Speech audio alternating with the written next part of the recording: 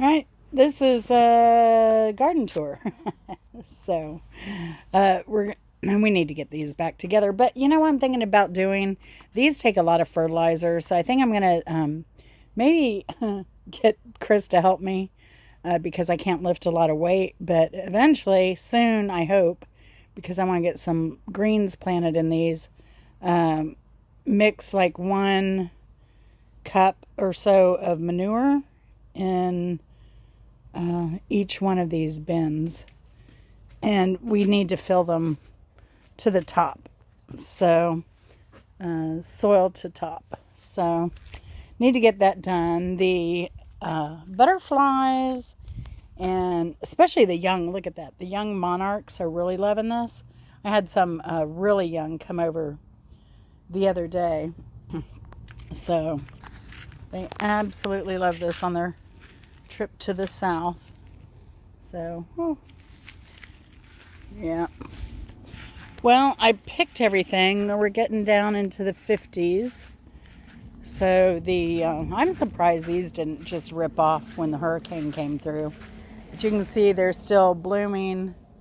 We'll see if we get any hazelnuts. So, just always anticipating that. It's a little bit older now. I think that bush is, 4 years old now. So, still covering my one eye. I've got, I'll show you what I do. I've got just my glasses, which I can't, they're for reading only, so it makes it hard to walk. And then I've got just that napkin to cover because I'm supposed to be dust free. So it makes it interesting maneuvering my little spider web here. But look at those tomatoes that we're getting. They started getting really small because, getting late in the season. But once I did almost an acre homestead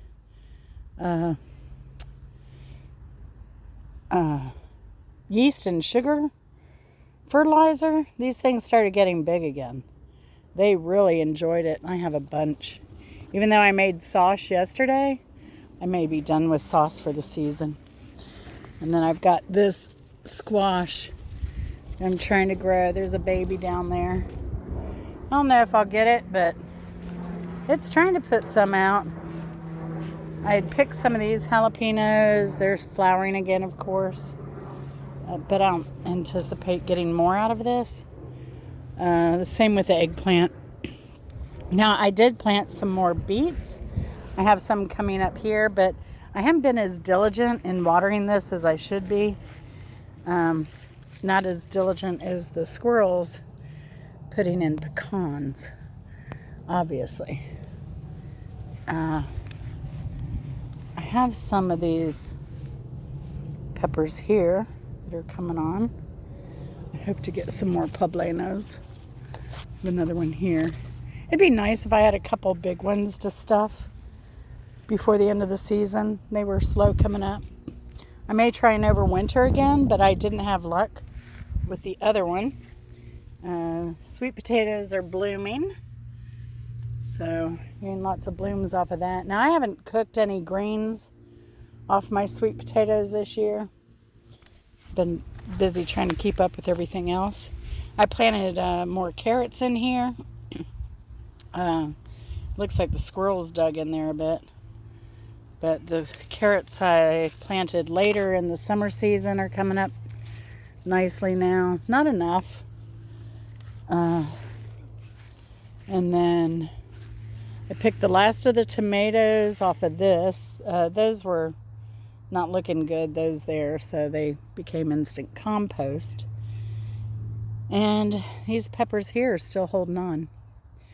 Again, I planted some stuff in here, but you can see the carrots over there on the far end. And we got all the tomatoes off of here. So hopefully these will, I'm just letting them go.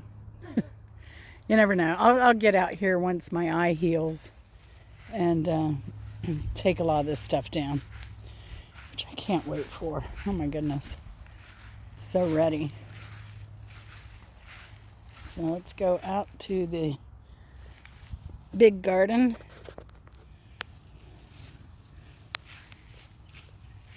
Jardinier Grande. I'll come back when we're out there. Here's this flower I talked about that can cause liver damage that I accidentally put in my garden and have now pulled. But I've been trying to keep that at bay. I had a wild bunch come up over here in this pile.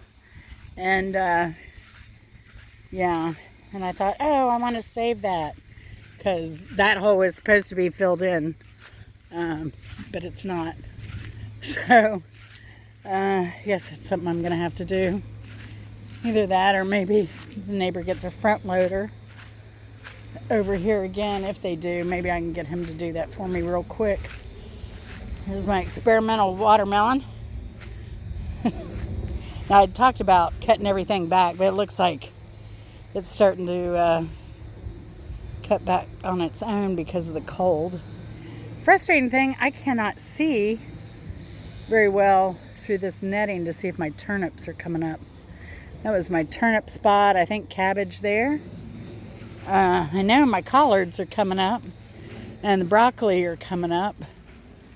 Let's see if I can zoom in for you there. Maybe if you can see a little green there. I can't see what you're seeing because I can't see what I'm seeing. But we also picked all the San Marzanos off this plant over here. Still have plenty of zinnias that I've been cutting, or Chris has cut. I cut one batch, Chris cut another batch for me. But the monarchs are really enjoying these as well. Happy to give them food. Oh, we got couples. So, I love these zinnias. I forget what they were. I got them from Harris Seed. But I like that you have these really deep reddish color, and then you have these, you know, they change kind of colors as they age. Really beautiful. Really gorgeous. Not much to see here. I got a cucumber trying to grow still. And I think we have another San Marzano over there. I'm just hoping they come back. We got this guy. He's still doing his deer duty. So, so love these. I need a bunch more of those.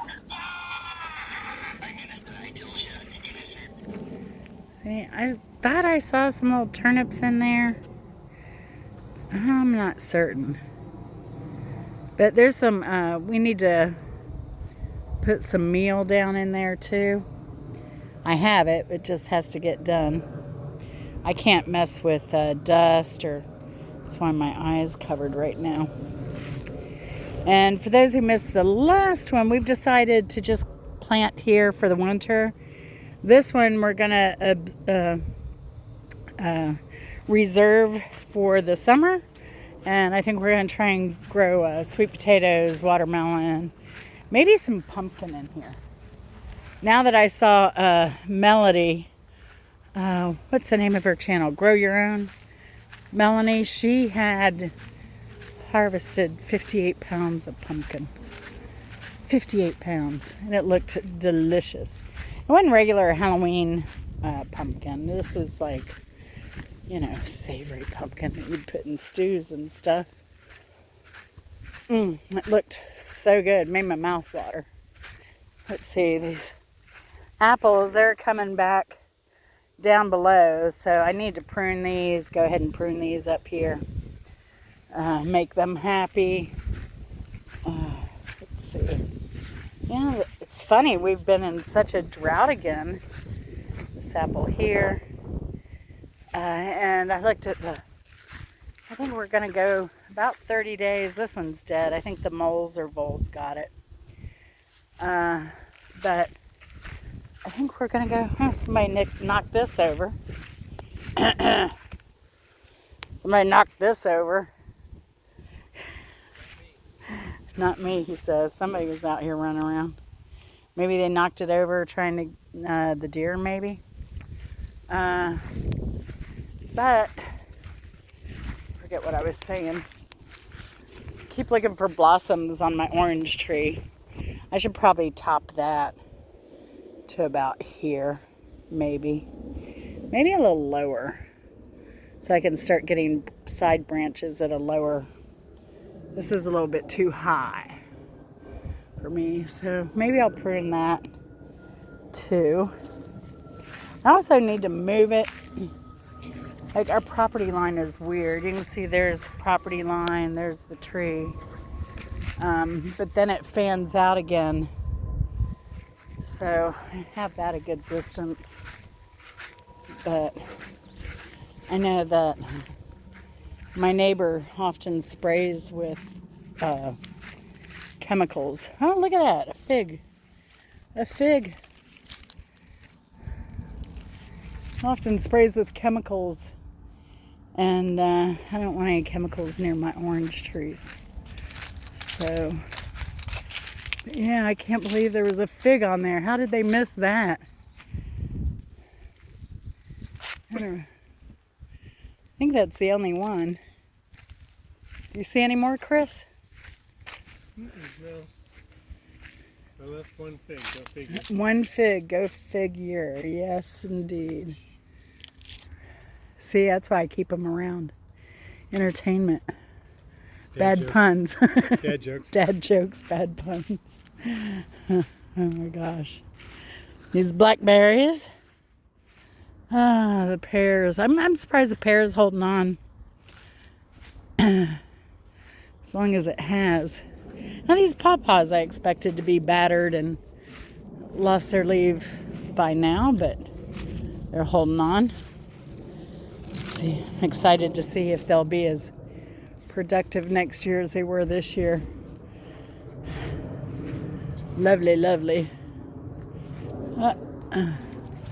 Some little ones that didn't pollinate up here. Huh?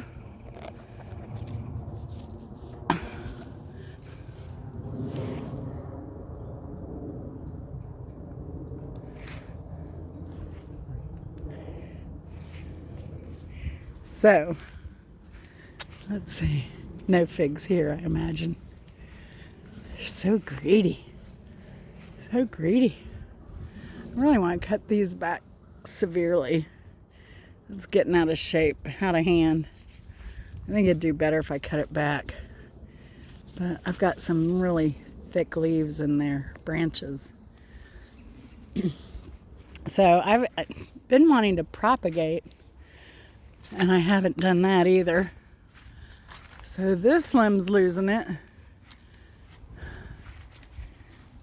I guess that one is too. So they're getting a little hit by the cold. Starting to hit the 50s now. And this is producing some sap here. Huh, interesting. I think there's a use for peach sap. I can't wait for this to start turning. This persimmon does beautifully when it turns. You can see now it's more golden this year. Maybe because of the weather. But usually it turns a beautiful red. Oh, here we go. Here's some red ones. A little bit more red here. It's getting there. It's super pretty when it has the orange fruit on it.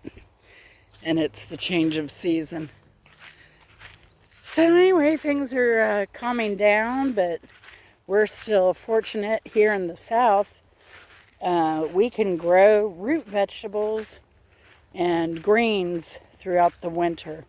Now some of your lettuces, that type of thing, may be a little bit more tender and not able to survive, but definitely your brassicas like broccoli, collard greens, cauliflower, turnips, those things do well here in the south. So because we travel a lot during the holidays, We tend not to be home, so it's always interesting to see what we come home to. If anything's died, are we going to get a spring harvest or a winter harvest? It's always interesting. So, but that's why I love gardening. You never know what you're going to get. So, anyway, y'all take care. Have a wonderful day. And we'll see you later. Oh, I always think of stuff at the last minute. So the other things we can grow here, snapdragons and pansies, those are winter flowers here. Yes, they bloom. They're gorgeous. I was trying to think I'd mentioned some others.